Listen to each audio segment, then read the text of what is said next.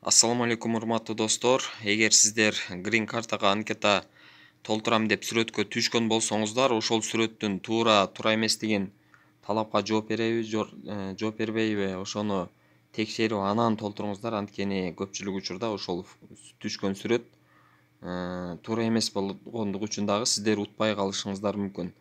Мен ошол сүрөттү текшере турган жалгыз бир программаны сатып алдым. Азыр сиздерге бир өзүмдүн сүрөтүмө текшерип көрөйүн. Мен фотосалондон, Оштогу фотостудиядан түшкөн сүрөтүмө салып көрөм. Азыр быйылкы түшкөн сүрөтүмө. Ошол жарайбы, жарабайбы көрөбүз.